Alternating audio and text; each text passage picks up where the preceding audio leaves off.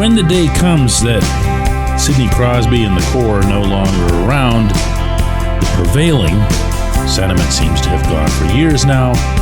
The NHL in Pittsburgh will regress to whatever its default mode without a superstar would look like.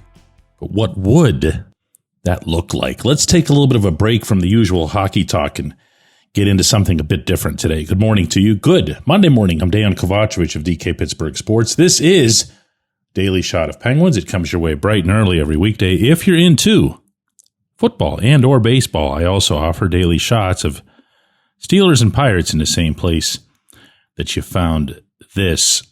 Average attendance at PPG Paints Arena this past season was 16,635. That's about 1,900 shy of capacity. It's also about 1,300 below where the Penguins had been in the first 3 full seasons post-COVID, meaning they'd been right around 17,800. So this was a drop. This went from 17,909 specifically to 16,635 over the past 2 seasons. Not ideal, not what anybody would want, especially not with Sid still putting up a game, all the big names still out there, Evgeny Malkin, Chris Letang, and everything else. So if you're looking at this from any kind of distance, really, it's going to come across as reasonable to project that, wow, this is going to get really bad when Sid's not here.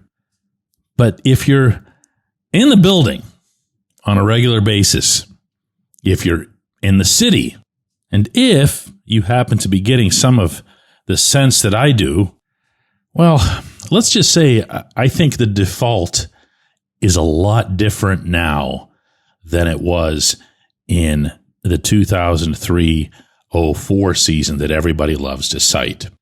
Meaning it was the end of Mario Lemieux's time. Craig Patrick had to sell off pretty much everybody else. And the handful of prospects that the Penguins did have who were legit, Marc-Andre Fleury, Brooks Orpik, and so forth, were way too young to make that much of a difference. There was no salary cap. So everything just took on this generally hopeless feel, like that was it.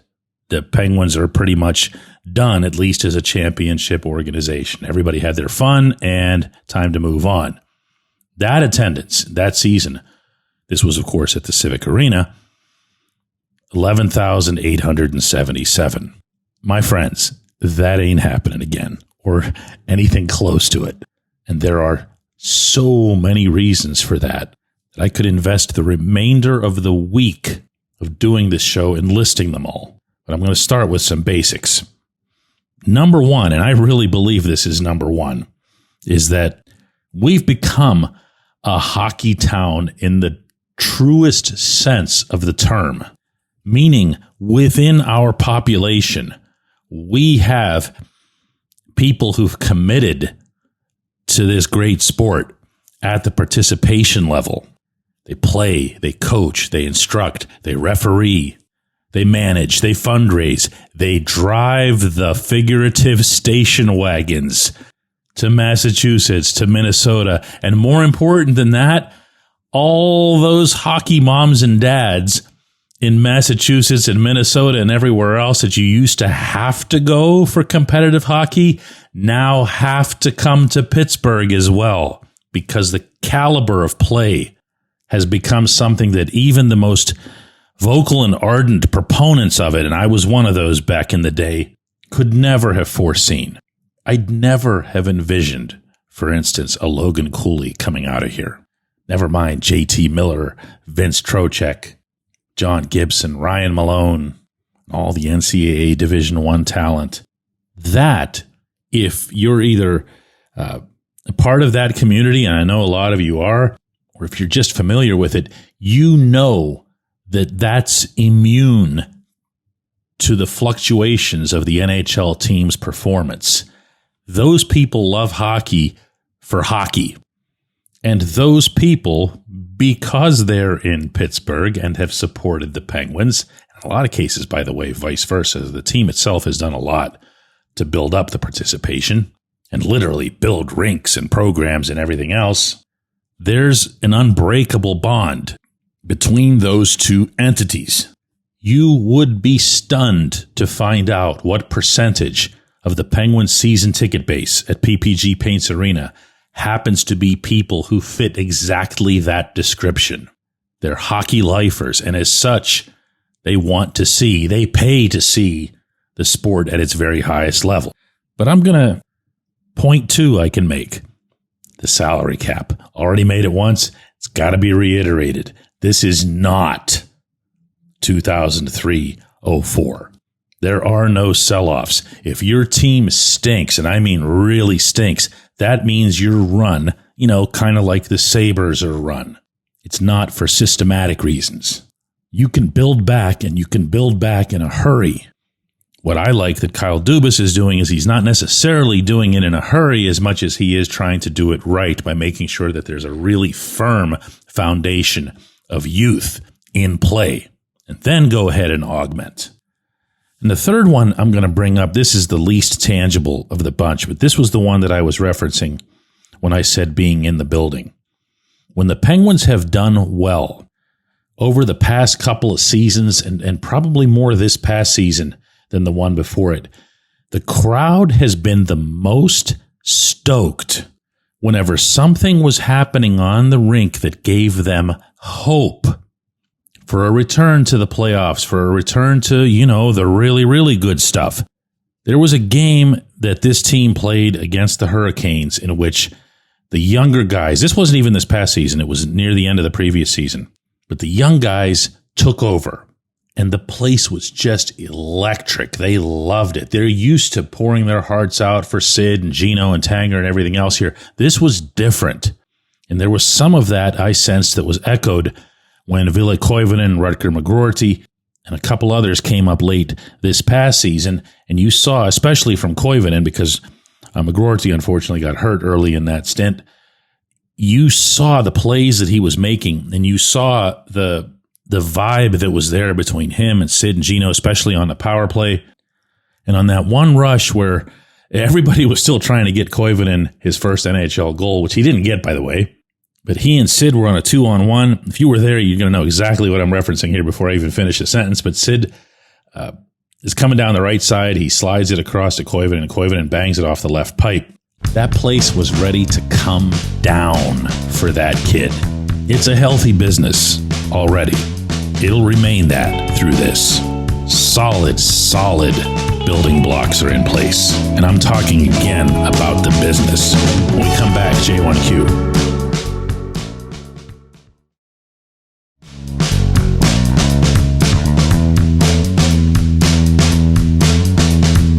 Today's J1Q comes from Tom, who says, DK, just writing to thank you for your coverage of the Penguins. I'm tired of hearing the constant doom and gloom regarding what to expect from them this season. I think they have the opportunity, some really good, hungry players, to do something if coached right and given a real chance. I appreciate you being here, Tom. I don't really feel like I'm taking a stance that should be seen as some grand exception, nor, by the way, do I see my stance as being optimistic in some way. I actually happen to think it's more realistic than anything else, and let me explain what I mean by that. To start, I'm going to keep saying this. Kyle Dubas has work to do. He has to improve this blue line, and he has to improve it on the left side significantly. But he has the time, he has the assets, he certainly has the cap space. And to reiterate this as well, I see no benefit to the Penguins in not spending up to the cap, as Fenway Sports Group has done so far in every year of its ownership. You don't get to carry it over to the next season like you do in the NFL. Go spend it. Go get somebody. Get better where you know you need to get better. Now, that said, the rest of the narratives, I guess, is the only word I can come up with for this, because it's not based in anything real that people have assigned to the Penguins for the coming season, were based on two things that didn't happen. One, Brian Rust didn't get traded. 2, Rickard Rakell didn't get traded. There's no sign that either of them will. That's something that I've been saying here for months now. Dubas was never eager, or anything close to it, to move either one of them. He wanted to see if somebody'd floor him. Nobody floored him. And even the one guy who I thought, and still feel, by the way, has the best chance to be traded, of consequence, Erik Karlsson, he's still here. Now, could the Penguins in some ways become a better team without him? That depends on which version of him you're getting. If it's the one that we saw the first half of last season, no thanks. If it's the one that we saw trying to impress Sweden's management team heading into the Four Nations tournament, or the one that'll be trying to impress Sweden's management team heading into the Winter Olympics, I'll take that guy. But one way or another, Karlsson trade wouldn't signify anything in terms of, rebuild, reload, forget it all. So the doom and gloom that you're referencing, Tom, I feel isn't based as much on people being, negative or bummers or, no fun at parties or whatever, as it is on an incorrect perception. That being, again, that Rust and or Rakell were traded, which they have not been. It's right there in the transaction listings. Or actually, it's not there in the transaction listings. They're still here. Now, maybe that'll start resonating with the rest of the hockey public outside Pittsburgh once the season starts. But by then, you're going to see forecasts that have them, as the worst team in hockey and everything else here. Because, again, people have filled their heads with this stuff about how the Penguins were just going to sell off all their pieces heading into the summer, and it didn't happen. And a lot of those fans, I hate to say this, but hockey fans are more obsessed with trades and stuff like that than any other sports fans, the sports that I cover. And once that initial wave of trades and free agent signings happens in July, I'm telling you, a lot of these people just tune out. They wait for the actual pucks. And I appreciate you, Tom. I appreciate everybody who listens to Daily Shot of Penguins. We'll have another one of these tomorrow.